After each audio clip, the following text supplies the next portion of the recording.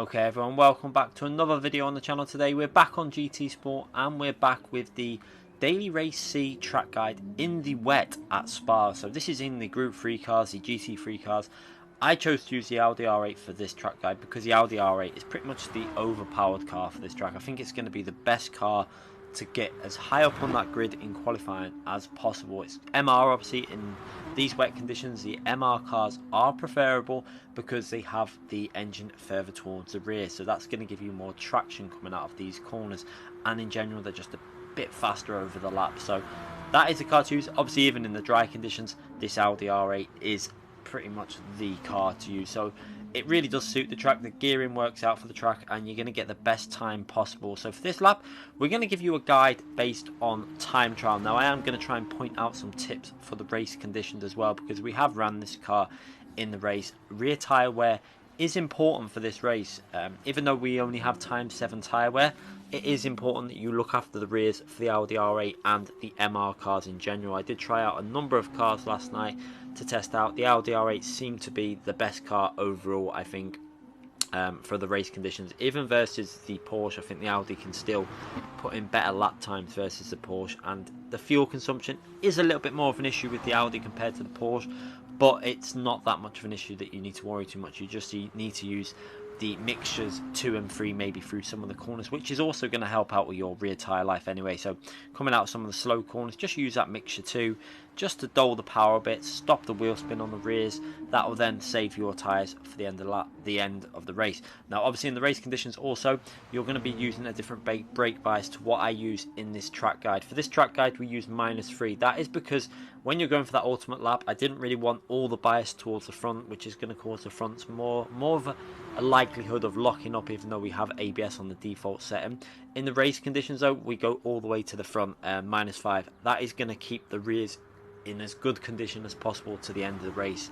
And also the downshifting we'll talk about during this lap I'm going to show you is going to be different in the race conditions, because during the qualifying lap that I'm about to show you, very aggressive downshifting to help slow the car down in the wet. For some reason in the wet conditions it works on Gran Turismo. However, in the race you're going to have to be very cautious on your downshifting and brake a fraction earlier into some of these braking zones to help preserve them rear tyres. So let's start this lap. Widening the line for the start of your lap is very important there. You're going to get easier traction, better traction and faster speed. It might not gain you a massive amount, but every little tenth helps on your lap. So going into turn 1, you're going to brake before the 100 board and left. So we're going to slow it down now. 100 board is there and you're on the brakes. You can see quite early on that brakes to make sure that you're going to get the car into the apex. Now there's a number of lines you can take into this corner. You can see Favaris in front of us there, the Ghost we're chasing, takes a wide line. I take quite an aggressive entry, and you can see I'm getting very close up. Well, I think I got a little bit too close. I would have rather have come from a more squared angle than this, a bit more like Favaris. You're going to see the advantage of that, because now Favaris' Ghost is going to pull away. And one thing to bear in mind for this lap is we're using the Ghost there as a reference to the lines you will be taking. I like to do this for my track guys. Now Favaris is using no ABS, which is insane. I don't know if it's a glitch or what, but he's got no ABS on as we go into this really fast flowing section. Now this is important to come off the throttle now. Lift off the throttle, attack the apex, and then again back onto the throttle to chuck the car in. This is going to help rotate the weight on the car through here to give you the grip all the way up the hill. And then at the top of Redalion, you're going to see flat out now, no lifting at this point. You can actually straight line the top of the hill. You'll see this in real life. A lot of racing drivers do it over the curb, straight lining it, and then flat out now all the way into the heavy braking zone. And now this point, it's really important to be very aggressive on the downshifting. You're going to see me do it. In the race, you will not be doing this. It's very important that you don't do this in the race, because you'll kill your rear tyres. So going into the braking zone, just after the 150 board, braking inputs are going in, and watch how aggressively we're going to downshift this car. 4th, 3rd, 2nd, right now 2nd gear, just before the 50 board into 2nd gear. And we're going to try and get the right hand tyre to hit the curb. Now Favaris runs a little bit wide, possibly due to his braking bias, braking not on default. And we're going to take a nice early apex there. Be very smooth through this section. It is key to be smooth. Try not to be aggressive on your throttle. You'll get the car spinning. And again, on the left hand side, keep your left hand tyres very close to that curb. And you're going to try and keep to the left now. But try to avoid the curb on the right hand side. You don't really want to get on there, because as you put the power down, you run the risk of spinning out. You see there Favaris also avoiding the curb on the left hand side. Now through here, 2nd gear, you're going to see onto the power.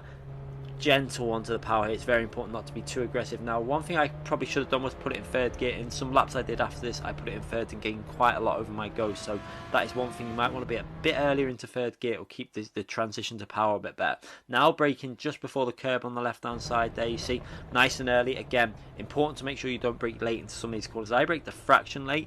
You'll see the difference in lines between myself and the Ghost in front. But we managed to square the car off, and you can see I feel confident to start putting the power in nice and early. Once you feel confident, get that power in, but don't just go 100% throttle. You need to be gradual with these throttle inputs in these wet conditions. You see, still not on 100% throttle. Then when I feel the grip's there, we've gone to that 100% throttle. And now we need to widen this line into this left-hand corner. You see a bit of braking inputs going in now, down into second gear.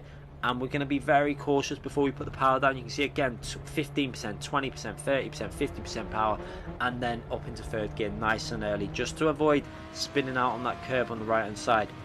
Now into this really fast flowing left hand corner. Important again to brake just before these 50 boards that you see in front of me now.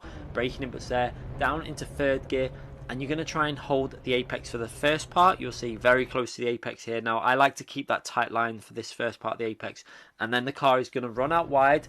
As you go through the corners, you're putting that power back in. Again, you can see that throttle isn't 100%. You've got to be very delicate on the throttle, or the car will start drifting through here.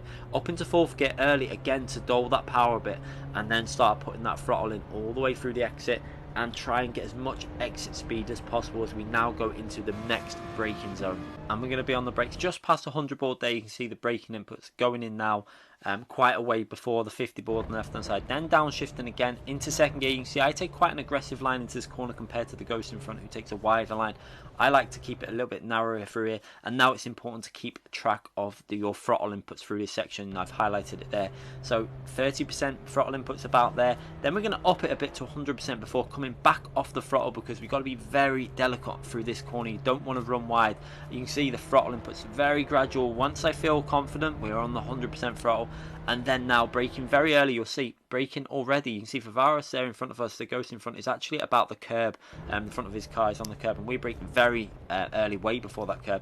Down into second gear again, completely off the throttle, off the brakes, and then gradually putting that throttle in as we go through the corner to try and maximize our exit speed from that corner. Again, this right hand corner is a very tricky corner. You see I turned in very early to this corner. Throttle inputs coming off there to try and get the rotation to the front end, to get the weight onto the front, so we've got the grip on the front through here. But I took quite a narrow line, which is going to give me a little bit of loose rear going through there. You saw the rear going very loose, but managed to keep the power down, maximum throttle all the way now down through another very tricky and very important corner that we're going to approach now. You need to make sure you get this right, or this can break your lap instantly. So going into this left hand corner, you see we widen the line onto the green bit of Astro. Again, another thing that I don't too like about GT Sport in the wet. Now a bit of braking input and accelerating going in at the same time. And we're going to try and get our left-hand tyres as close to this apex as possible. This is so important. As we back on the throttle there, you can see playing with the throttle all the way through the corner, and make sure that your two left-hand tyres do not run completely off the track, or you'll get dirty tyres going into this braking zone, which will affect your braking. We brake just before the 150 board. I braked a little bit later. I would have preferred to brake maybe a fraction earlier. You'll see the difference now, how Favaris is able to get his car lined up for this final corner much better than me, because I've gone way too deep into the corner. But I do manage to stop the car, get it rotated, square it off, and then somehow managed to just square the car for this final corner. But probably lost about 2 tenths on this final chicane. There was another 2 tenths available just from that one corner as we now accelerate over the line for a 2 minutes 33.6, I think that is. So I think we could probably squeeze a 32.9 out of this if we was really to push this 100% over a day or something. This was done within, I think, about 35-40 minutes of time trial. It did take a little bit longer than what I would have liked, but once I got this lap in, I think we improved from a 34.2 to a 33.6. I thought that will do.